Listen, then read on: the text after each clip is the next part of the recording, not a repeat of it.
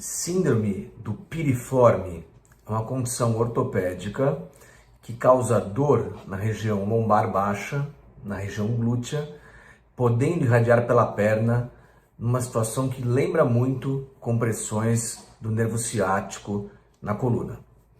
Eu sou o Dr. Alberto Gottfried, médico ortopedista, especialista em coluna vertebral, e o assunto de hoje é uma condição não rara de compressão do nervo ciático, ou de ciatalgia, que lembra muito hérnias discais, são sintomas muito parecidos, mas que na verdade é decorrente de uma outra situação, decorrente da inflamação de um pequeno músculo do quadril, e esse músculo do quadril tem íntimo contato com o nervo ciático. Eu vou explicar isso daqui mais para frente nesse vídeo, e isso faz com que os sintomas referidos pelo paciente sejam muito parecidos com aqueles de hérnia discal.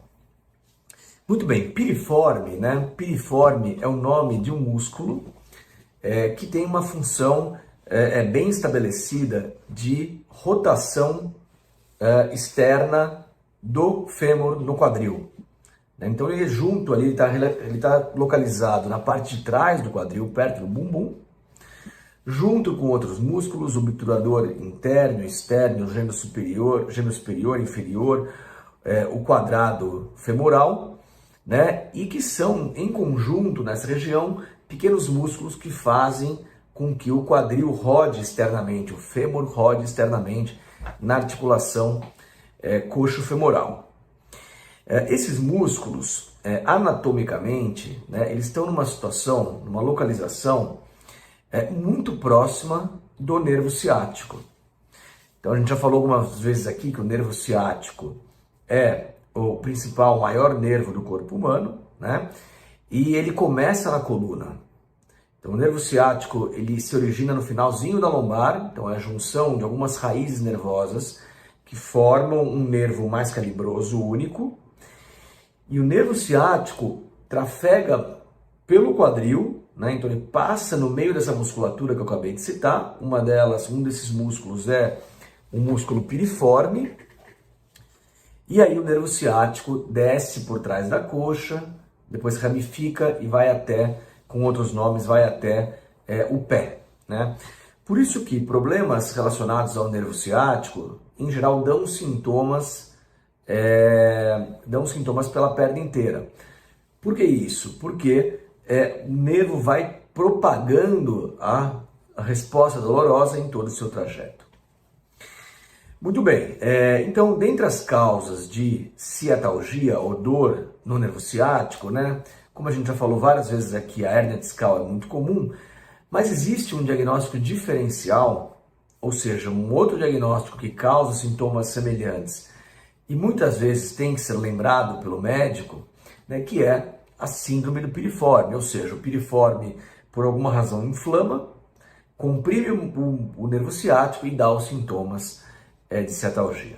E o que causa esse problema? Então, existem algumas hipóteses que fazem com que essa situação seja então explicada. Uma delas é a variação anatômica, ou seja, o próprio músculo piriforme ele tem uma alteração na sua anatomia, isso é de nascença, e a alteração anatômica mais conhecida se chama piriforme bipartido, ou seja, é uma configuração diferente do piriforme que facilita com que o nervo ciático fique preso entre ele. Uma outra situação que aí eu vejo com mais probabilidade de explicar o fenômeno é muito tempo sentado. Então, existem pessoas que têm queixas de dor no trajeto do ciático que pioram depois de longos tempos dirigindo, por exemplo. É muito comum essa queixa, porque as pessoas passam muito tempo sentadas no trabalho, horas e horas ininterruptas, e isso faz uma compressão direta, mecânica, nessa região dos rotadores externos do quadril e também do nervo ciático. E essa é uma diferença muito importante da hérnia discal. Porque na hérnia discal, o indivíduo sente dor durante o dia todo, poucos movimentos fazem replicar a dor na perna. E na síndrome do piriforme é muito característica a dor quando fica sentado dirigindo, por exemplo, por longos períodos. Microtraumas de repetição, então alguns esportes que fazem com que o trauma localizado ali várias e várias vezes promovam a compressão. Então, por exemplo, pilotos recreacionais ou pilotos profissionais, mesmo motoristas também, com trauma, atrito ali diariamente, repetidamente, pode causar o problema. E por último, o trauma direto, é um trauma de maior energia, um acidente automobilístico, por exemplo, pode dar o problema. Muito bem, então o médico faz os testes clínicos, ele examina, existem provas de exame físico que a gente consegue fazer para testar o músculo piriforme, a gente roda para um lado, roda para o outro, estira ele, faz teste de hérnia de disco também, e a gente diferencia a causa da dor, né? Se a causa é do quadril ou da coluna.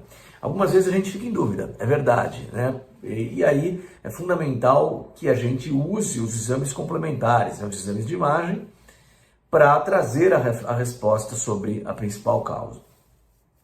Dentre os exames de imagem, a ressonância magnética é o mais comum e o mais útil, sem dúvida alguma. E a ressonância pode ser feita da bacia, para a gente poder ver se existe algum edema, algum realce na região do músculo piriforme, dos rotadores externos do quadril. E frequentemente a gente pede também ressonância da coluna, né, para ver se existe compressão do ciático por uma hérnia discal na coluna, e aí a gente faz a diferenciação diagnóstica. O tratamento da síndrome do piriforme é eminentemente clínico, ou seja, medicações orais, anti-inflamatórios hormonais ou não hormonais, né, que são os corticoides ou anti-inflamatórios não hormonais também, né, os corticoides sendo aí os anti-inflamatórios hormonais, fisioterapia tem um papel fundamental aqui na melhora dessa contratura, da inflamação da musculatura rotadora externa do quadril. Em alguns casos, né, excepcionais, pode ser indicada infiltração guiada por exames de imagem. Geralmente quem faz isso é a equipe de radiologia intervencionista, mas repito, isso é reservado para casos excepcionais que não melhoraram com o tratamento inicial com medicações e fisioterapia. Espero que tenham gostado e nos vemos na semana que vem. Até lá!